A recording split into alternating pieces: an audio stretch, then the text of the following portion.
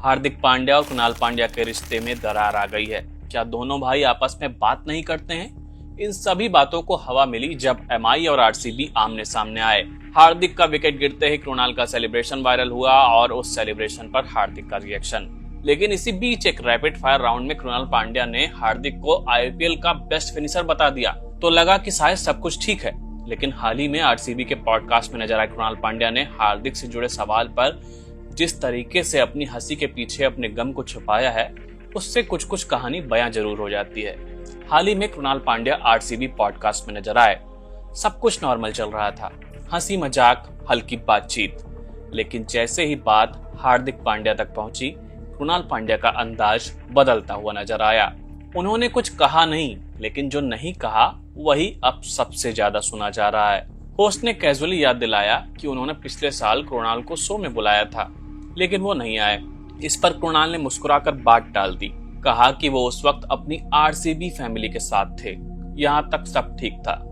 लेकिन असली कहानी इसके बाद शुरू होती है। होस्ट ने तुरंत काउंटर किया, मैं भी तो आरसीबी फैमिली का हिस्सा हूँ। और अब जवाब देना आसान नहीं था।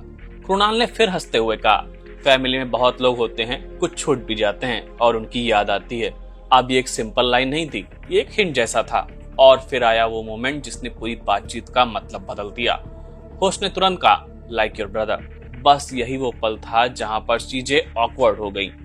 और होस्ट ने भी अपने कमेंट से दोनों भाइयों के बीच चल रहे तनाव की ओर इशारा कर दिया। होस्ट ने कहा, केन और अंडरटेकर भी लड़ते रहते थे। यानी कृणाल ने सीधे कुछ नहीं कहा, कोई डिनायल नहीं, कोई क्लैरिफिकेशन नहीं, सिर्फ हंसी।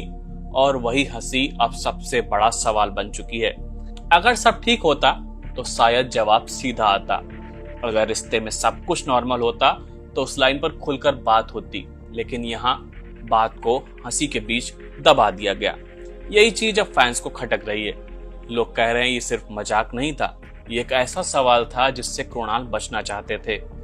और जब कोई इंसान किसी खास टॉपिक से बार बार बचे तो इसका मतलब अक्सर यही होता है कि अंदर कुछ तो ठीक नहीं है।